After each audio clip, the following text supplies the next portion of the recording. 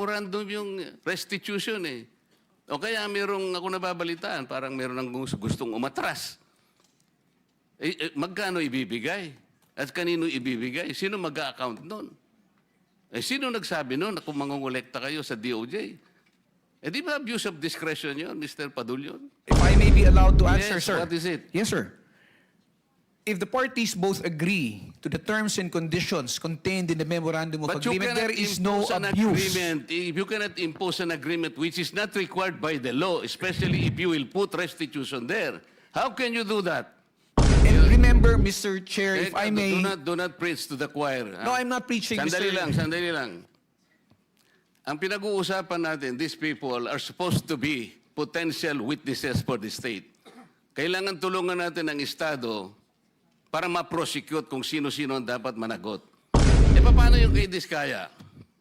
Pinipilit ninyo na mag-restitute. Sabi niya, ewan ko kung pinag-usapan ninyo. What did they tell you, Mr. Diskaya?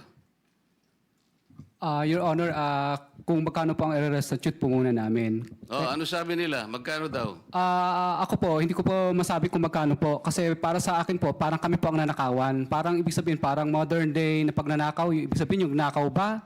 Siya pa ang magbibigay ng pera dun sa ninakawan niya? Parang ganun po. Sabi niya kanina, it's a disagreement between the applicant and the DOJ. Did you agree that you will restitute any money to the DOJ? Grabe ho ang pagkikipagpalitan na sagot nito si Senator Kong Dante Marcoleta dyan ho sa Blue Ribbon Committee, mga kabdit. Sobrang init na ho talaga na nangyayari ngayon kasi ito mga Diskaya, mga kabdit, hindi ho kasi binigyan ng Witness Protection Program. Yan ho ang kinainit ni Senator Marcoleta dahil mga kabdit hanggat hindi daw ho nagbibigay ng alam niyo na. Kasi dito sinabi ni Diskaya, diretsahan din ho mga kabdit na sila pa ho yung ninakawan kahit maliwanag ang araw. Kaya mga kabdit, ano ho bang expect natin dyan? O yung maliwanag yung araw, hino-hold up daw sila, kailangan daw silang maglagay ng pera para daw bigyan ho sila ng protection. Kaya mga update, paano hindi iinit itong ulo ni Sen Marcoleta, pati ang DOJ, di umano, tumatanggap daw ho ng lagay. Tumatanggap daw ho ng lagay. Kaya mga update, talaga hong sumasabog na ho sa galit itong si Kong Dante Marcoleta. Kaya kung bago lang ho kayo sa ating channel, isang like, isang share, isang subscribe lamang ho. Malaking tulong na ho yan. Reacta na ho tayo. Panoorin, sabay-sabay din ho tayo mag-react patungkol dito. Kaya reacta na ho tayo. So, will it, Yusek Mark, okay. So, I'll continue to ask the questions of the department kay ating Prosecutor General Fadulyon. Ano naman pong epekto nitong issue din, yung sa coordinates, sa mga kasong isasampa dun sa mga suspected na corrupt? Well, sa ngayon po, Mr. Chair, as far as the cases that we have already and we are conducting investigations, hindi naman po siya maapektuhan, no? Pero in a way, it would have made things a bit faster. Kasi ang mangyayari ho niyan, ito hong mga cases na inimbestigahan ng department is the product of the work of law enforcement pertaining to the NBI. So sila po yung talagang pumunta dun sa site at chinek at binalidate isa-isa kung talaga pong ghost projects ito o hindi. But I guess with the data and information coming from the DPWH, which would be more accurate, then it would facilitate and make the investigations and the gathering of evidence faster. Pero sa ngayon po naman, based on the cases that were referred to us by the NBI, gumagalaw siya kasi hindi naman po siya dependent doon sa data na nakala po doon, yung binabanggit po ngayon ng DPWH. So, para hindi rin ma-mislead pati yung NBI, and yung kasasabi nyo lang po, PG Fadulyon, assurance na may bahaging investigasyon led by the DOJ na hindi mamimislead nitong mga corrections na kailangan nating gawin sa mga datos na basehan ng mas technical siguro na investigasyon at auditing na pinamumunuan naman ng DPWH. Yes, Mr. Chair, Madam Senator. Kasi po ang mangyayari ngayon yan is yung binabanggit nga po ng DPWH, the submissions that they have of whatever data they gather is brought to the ICI. And then any investigation that the ICI sees is needed or may be conducted is referred to the Office of the Ombudsman. The Department of Justice po, gumagalaw po siya ng sarili niya. In coordination, we still coordinate with the ICI and with the Office of the Ombudsman. Pero ito po mga kaso na ginagawa po natin at iniimbestigahan po natin ay batay po sa pagsusuri na ginagawa ng NBI upon the directive of the DOJ po. So in a way po, dalawang parallel Yes. na fact-finding or investigation or auditing. Opo, at dagdag ko na lang po na syempre kung ano po yung naimbestigahan namin since kino-coordinate namin sa ICI at sa DPWH, nakakabawas na po yun dun sa datos na kailangan pa nating ituring na ghost projects kasi at least ito po ay may mga kaso na pong gumagalaw. Okay, salamat po, PG Fadulion. Again, that's reassuring para marinig ng ating publiko na kahit minsan parang one step backward or may pag-uulit, may pag-retrace ng steps na kailangan mangyari, meron din namang 1 or 2 steps forward. And yung pong timetable ng NBI at saka ng DOJ ba, medyo kapacing nung sa DPWH, ICI, Ombudsman na within some makukumpleto na by the end of this month or some or most or all within the first quarter? Meron na rin po ba kayong parang first batch na mga cases na medyo mahihinog na at magbubunga na ng some kind of resolution para sa ating publiko? Mr. Chair, for the information of the body, as mentioned by the Secretary po, we already referred 2 cases to the Office of the Ombudsman which have been filed with the Sandigan Bayan. These are 2 cases for malversation of public funds. And there are 3 cases. This also involves yung ghost projects, no, involving yung Sims Construction in Bulacan. These 3 cases are also due for resolution. The resolution will be out anytime within the week po. No? So there are a total of 5 cases. At the same time, there are 6 cases in different stages na kung saan patapos na po yung preliminary investigation, yung iba naman po ay ongoing. Pero we hope to be able to finish them well before the end of the month. And we have 3 new cases which were sent back to us. Ito po yung referred din naman ng Department for Plunder to the Office of the Ombudsman. This was returned to us last week. And within the week, the subpoenas for these cases para dun sa preliminary, pag-usad ng preliminary investigation ay may lalabas na po itong linggo na to. Salamat, PG. So again, maaasahan ng publiko natin na may mga significant na hakbang pasulong by, sabi nyo, yung iba by the end of the week, yung iba naman by the end of the month. So mga konkretong hakbang forward na pwede pong subaybayan ng ating mga kababayan. Okay, salamat po. PG. Balik po ako sa DPWH. Patuloy pa rin po yung investigasyon ninyo. Tama po ba? That is correct, Madam Chair. Opo, kasi nga, sabi nyo, batches by batches hanggang matapos yung audit at investigasyon sa lahat ng mga suspected na ghost or substandard projects. So, ano pong ginagawa ng DPWH para ingatan yung budget ng inyong department at siguraduhin hindi na or in largest part hindi mananakaw ang pera ng taong bayan? Madam Chair, insofar as the budget preparation is concerned, no, our planning undersecretary is already crafting a new way of formulating the DPWH NEP. No, so hindi na po siya yung dati po nga na merong mga formula na ginagamit on the allocables that has been scrapped. And meron na pong bagong formula na gagamitin to ensure po that the budget will be used more wisely. Of course, for implementation, yun nga po yung mga reforma na aming ginagawa. As of now, yung pong transparency portal ang aming nilaunch wherein we will, all the data of all projects, including pictures and the contracts, are available to the public.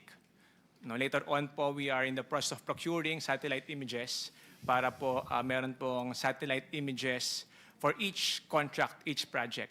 And this will be available to the public. No? So that way po, mabawasan ng mga human intervention, human interference, and to ensure that all the projects are monitored by not only by us, but general public po. Sabi niyo po, Yusek, wala ng allocables. So both yung term at yung practice, sinusubukan yung siguruhin na wala na yon sa, sabi niyong, new way of crafting the DPWH budget. That is correct, Madam Chair. Okay, and then maglo-launch kayo ng transparency portal. So tulad namin dito sa Senate, tulad ng executive, Yung mga portals kaya nito, they will be able to speak to each other para mag-validate, cross-reference sa isa't isa sa mga data? Yes po. Actually, ma'am, launch na po siya, Madam Chair. Okay. We can already access it. And we are continuing to populate the data in the transparency portal. At you, sorry, go ahead, you Yes said. po. And all the data po in the portal comes from the PCME. So lahat po sila nag-uusap po sila, no? Except now for the images, satellite images, wherein we have entered a MOA with the PhilSA para po sila ang mag-supply sa amin ng mga images after we have procured the same.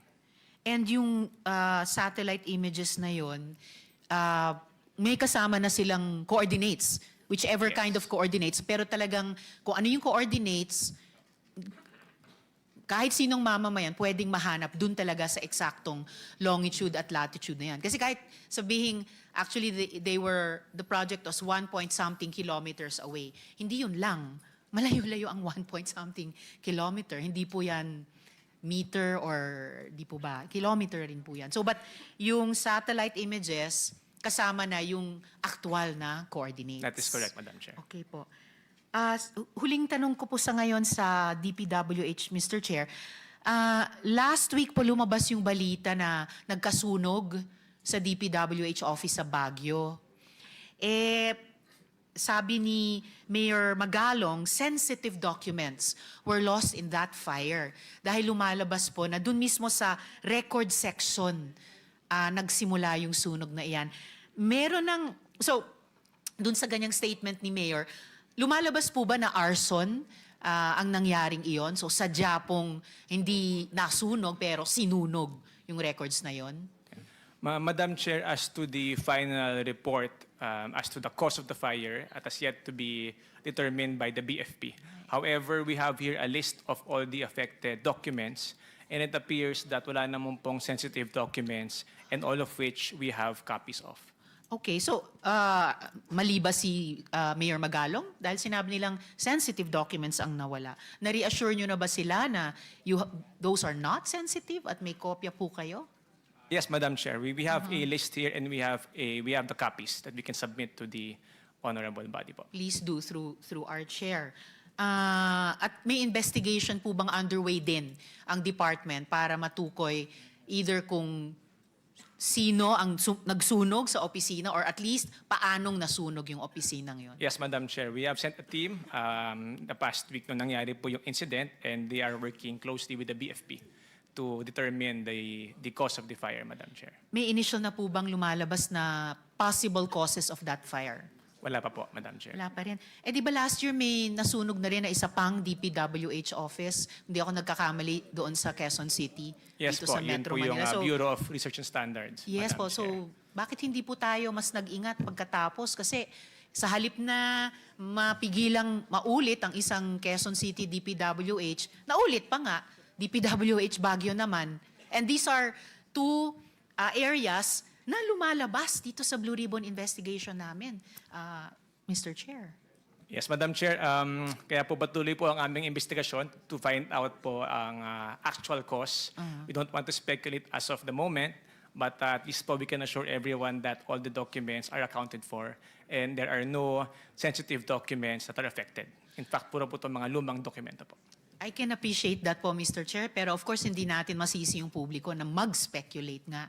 May mga precautionary measures ba na ginagawa ang department para wala nang sumunod pa na mga misteryosong pagsunog ng mga DPWH office, lalo na sa mga area na sumasailalim na sa magnifying glass ng Blue Ribbon at ng ibang investigating bodies? Well, Madam Chair, as of the moment po, at the very least when we came in, yun nga po, lahat po ng documents, we require them to be scanned and to have copies of. No?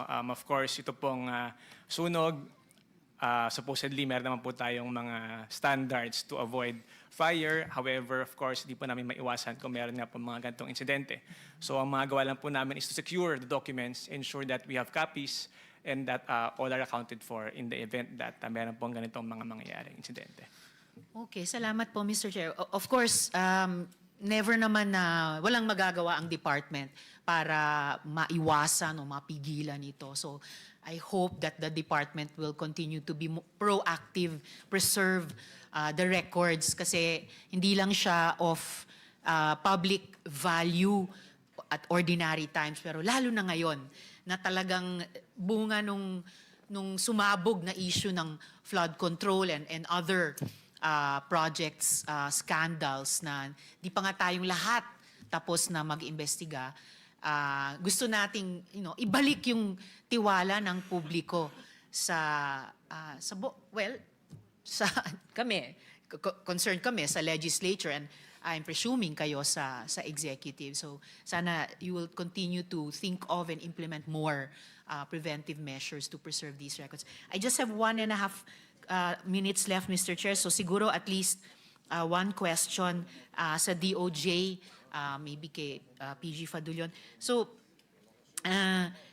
kasi kanina po, sir, pinag-uusapan natin yung mga parallel investigations na hopefully nagko-complement sa isa't isa at napipigilan na kung may delay man or may reversal on one track, at least tuloy-tuloy yung isa pa. So, kumbaga, nagtutulungan. So, ano pong koordinasyon meron ang DOJ sa DPWH din, sa ICI, sa Office of the Ombudsman para siguruhin coherent po yung mga investigasyon ninyo at yung buong investigasyon ng executive at yung talagang dapat na masingil ang accountability, sila po'y talagang masisingil.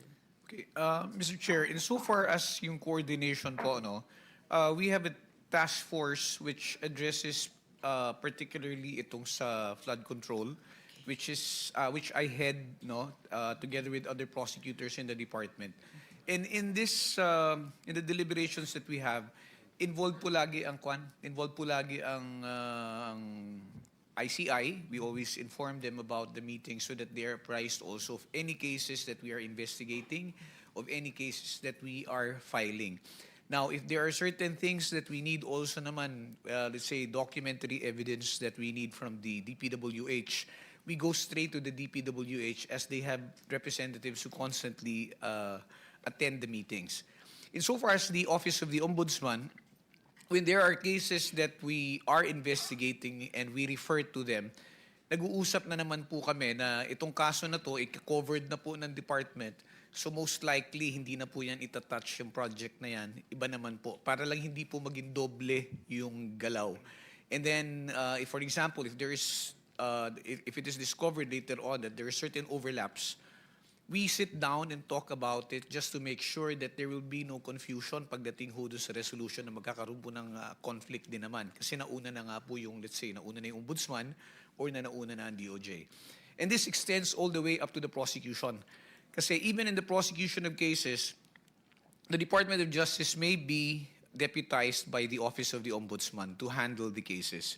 And as in fact, by way of example, the case as against Sara Diskaya, which is now pending before the court in Lapu-Lapu City, Cebu, is being handled by prosecutors from the Ombudsman in the Office, Ombudsman Mindanao and Ombudsman Visayas. But the Department of Justice prosecutors are also there to provide assistance or to collaborate with the lawyers of the Office of the Ombudsman, just to make sure that we're on the same page po. So, yun pala, no? May maibibigay ba kayong status nung proseso laban kay Sara Diskaya dito sa aming komite? Well, what we know, Mr. Chair, is that there were hearings that were already conducted and that there were certain incidents that were raised also. Among them was to have to question the authority of the court that issued the warrant, saying that the court did not have jurisdiction to issue the warrant of arrest. But I think that was also addressed considering the fact that the transfer of the case, the case was initially filed in Davao, but because of the creation of the Supreme Court of Anti-Corruption Courts, designating Lapu-Lapu City and Dumaguete, doon kaya po nailipat doon. So I think that issue was also resolved. There was also a request which was made by the accused in that case to have the case remanded or transferred back to Davao. but which the court also denied in an order that it issued late last week. So sa ngayon po, hindi pa lang po namin, pinababantayan po namin ngayon dun sa prosecutors namin na makipag-coordinate po dun sa ombudsman prosecutors para sa mga susunod na hakbang na mangyayari, kung kailan po matutuloy yung arraignment and how the other incidents are being resolved po. And correct me if I'm wrong, PG, Ms. Diskaya actually surrendered, ano po? Even before the warrant was issued. Tama po ba yan? That is correct po, ma'am. I don't think surrender would be the correct term, but she submitted herself to the jurisdiction of to the NBI for her own protection. And then when yung warrants of arrest lumabas na po, doon na po isinerve sa kanya at yun po ang naging dahilan kung bakit siya nadala sa Cebu City, sa Lapu-Lapu po. I stand corrected. Salamat para dun sa correction. You mentioned, sir, for her own protection. Anong ibig niyong sabihin doon? Well, yun po ang binigay na dahilan kasi tinatanong po namin yung NBI noon, what is she surrendering for when there were no cases yet? No? So, I think yun yung binigay na dahilan sa amin for parang protective custody. Okay, so hindi mo naman pwedeng tanggihan po kung humihingi ng protective custody yung tao. Kaya lang po, nung dumating na sa punto na ilalabas na nga po yung, o lumabas na nga po yung warrant, wala rin naman pong gawa ang ating mga taga-NBI kung hindi ipatupad yung warrant at iserve sa kanya.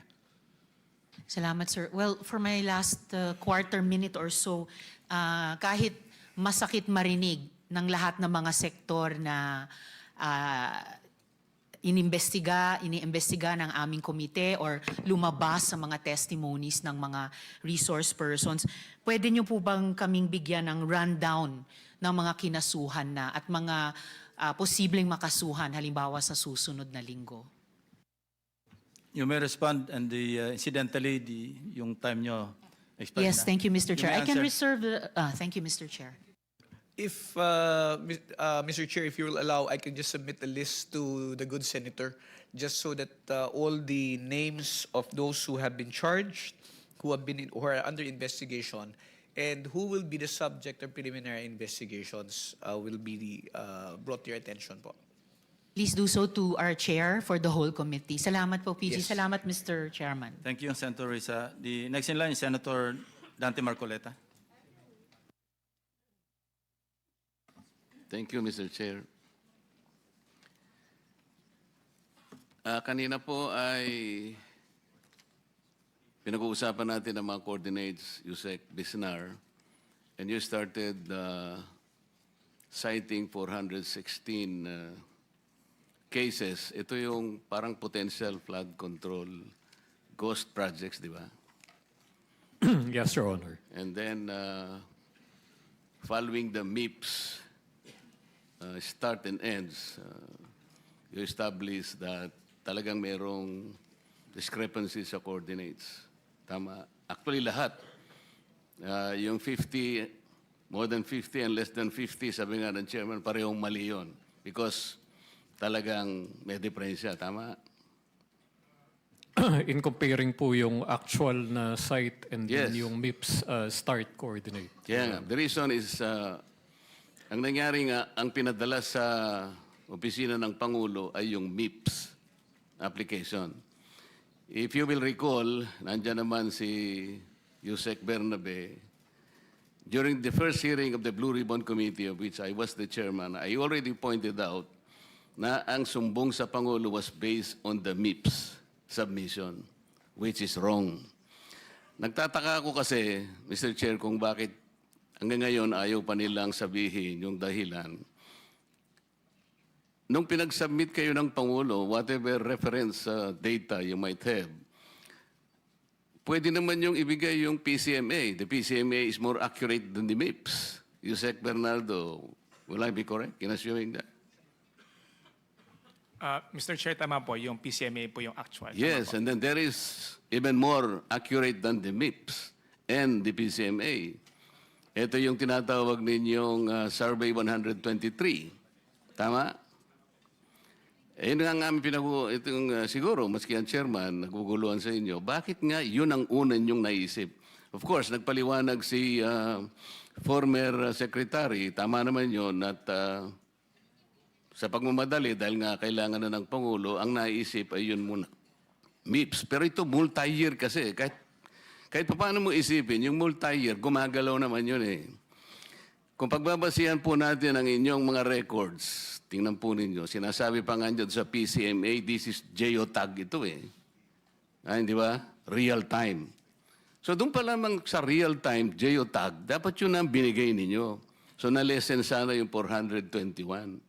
Anyway, sabi ni former secretary, it's mind-boggling na 421 naman. Siguro nga sa karanasan naman niya, baka naman siguro 20 hanggang 50 siguro, baka maniwala sa mga. Pero 421, sabi niya medyo katakataka.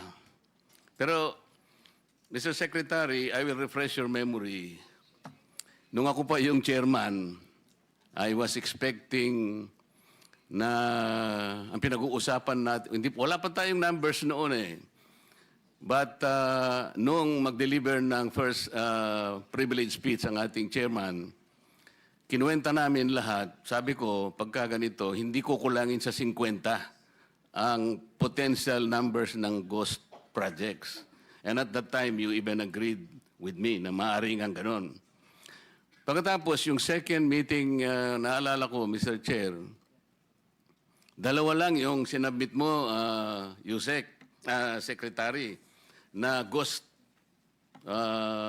projects ng flood control. Ito nga yung dalawang projects ng SIMS at saka yung Wawaw na nandun sa may Capiz, Taliptip River sa Perez, Bulacan. At yung isa naman ay yung reinforced concrete river wall sa Baliwag, Bulacan. So I was a little bit annoyed. Alam mo naman yun, tinext kita. Sabi ko, this is not our agreement. I was hoping that you will submit to us at least or not less than 50 ghost projects. And then you will remember that because of that text, you texted me back. Tiningnan ko uli yun. The date is August 30, 2025. And you bear me a list of temporary, ang subject ng text mo, Secretary, Summary of Flood Control Inspection by Implementing Offices. This is August 30, 2025.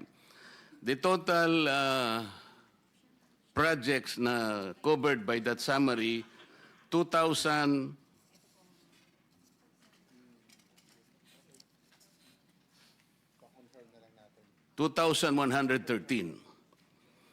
At dito sa report mo, Secretary, merong without structure, meaning ghost, 15. So if out of 2,113 investigated projects, meron kayong nakitang 15 without structure, meaning ghost, 30,000 mahigit lahat ang projects ng flood control, then we can compute by ratio and proportion, 2,113 over 15 multiplied by 30,000 by X. Ano mo na ito? So lilitaw dito, Secretary,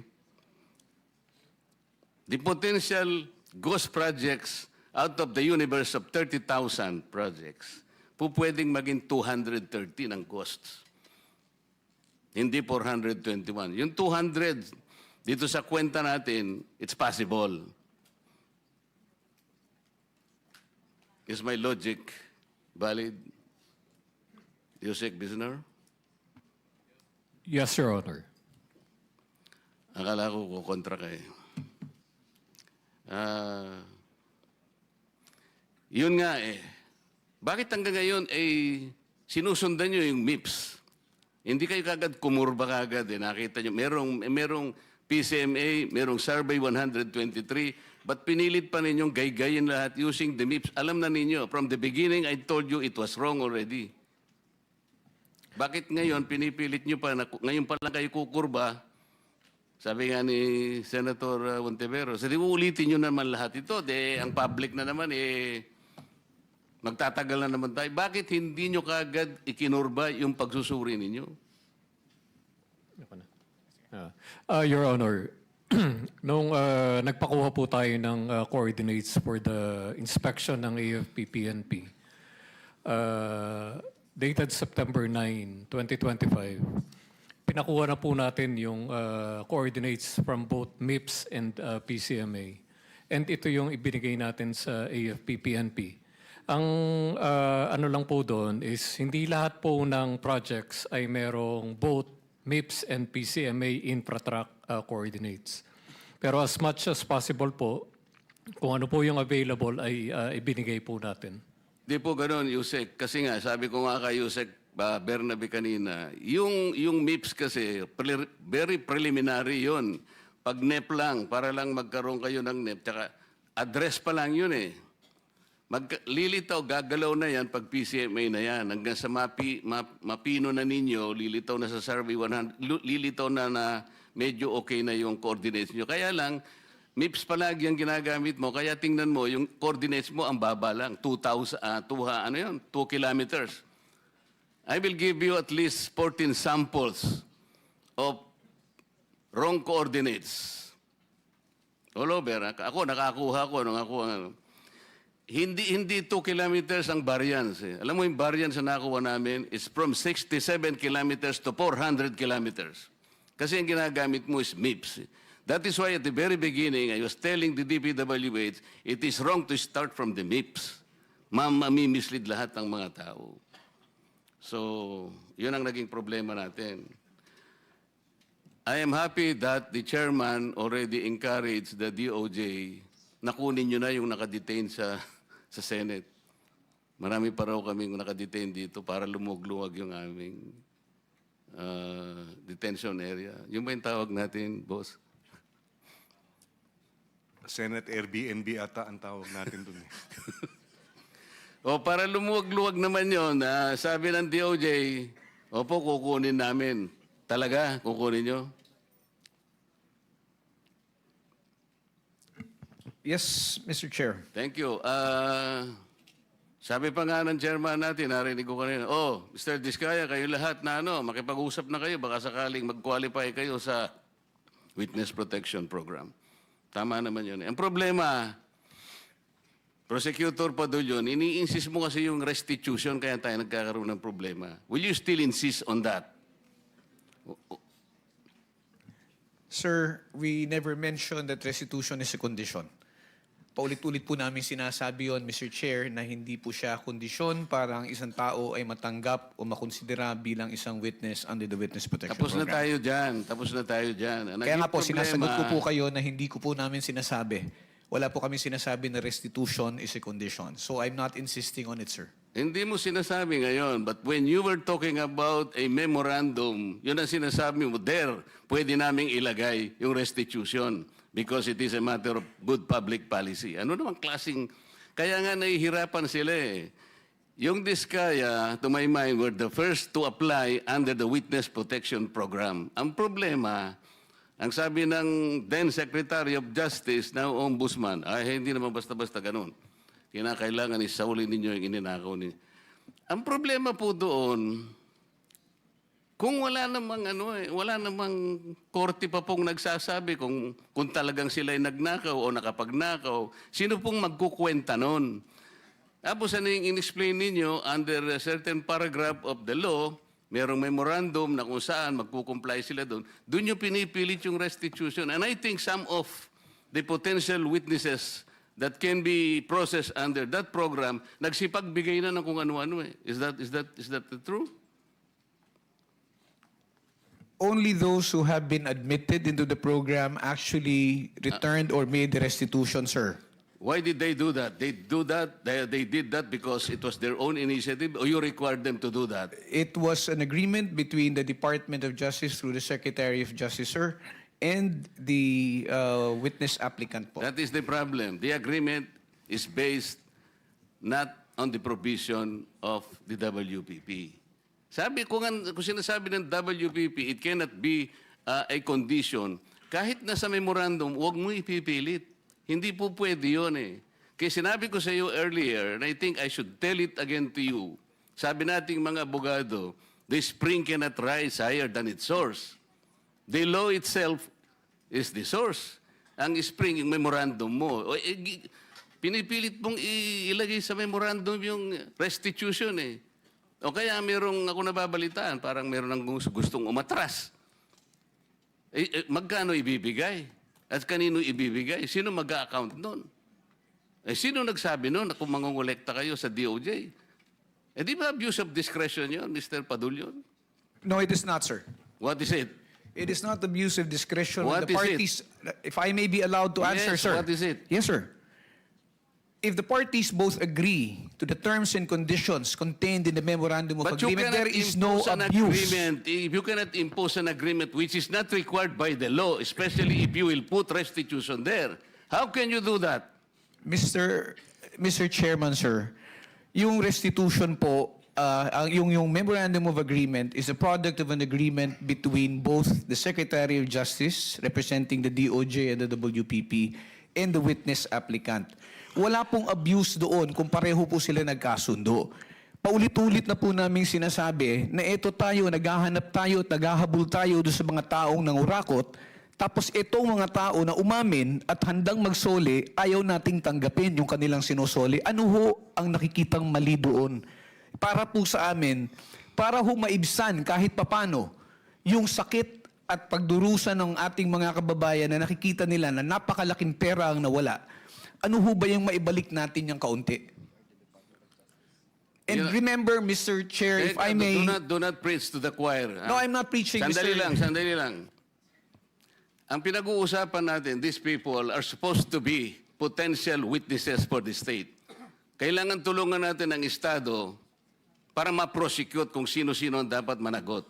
Kaya nga natin sila ilalagda. Mahirap ang gagawin nila. Malalagay sa alangin ang buhay nila. Kaya nga yung witness protection is for them. Sa title na title lang, makikita mo, witness protection in interest para sa kanila yon. So yung memorandum of agreement, ay yun ay dahilan lamang para masiguro mo na sila'y makikipag-cooperate. Kasi kahit na sila'y na-approve under the Witness Protection Program, but they will not cooperate based on the memorandum, pwede mo siyang i-discharge eh. Alam mo, the court can still do that. At saka yung final approval ng witness, state witness, nasa court yun eh. Huwag mong kukunin yun eh. Kaso, isinasama ninyo yung restitution. That is the problem. And I will object to that. Palaging mali yun eh. E paano yung kay Diskaya? Pinipilit ninyo na mag-restitute. Sabi niya, ewan ko kung pinag-usapan ninyo. What did they tell you, Mr. Diskaya? Your Honor, kung magkano po ang i-restitute po muna namin. Oh, ano sabi nila? Magkano daw? Ako po, hindi ko po masabi kung magkano po. Kasi para sa akin po, parang kami po ang nanakawan. Parang ibig sabihin, parang modern day na pagnanakaw. Ibig sabihin, yung nakaw ba? Siya pa ang magbibigay ng pera dun sa ninakawan niya? Parang ganun po. Sabi niya kanina, it's a disagreement between the applicant and the DOJ. Did you agree that you will restitute any money to the DOJ? Wala po pang maibibigay po. At saka... Yun na nga, because wala kang maibigay, hindi kanya ipoprocess under the Witness Protection Program. Is that not correct? hindi ko po alam, Your Honor, kung... Mr. Chair, paano to? Ito si Mr. Diskaya, he was the first, tsaka yung asawa niya who applied under the WPP.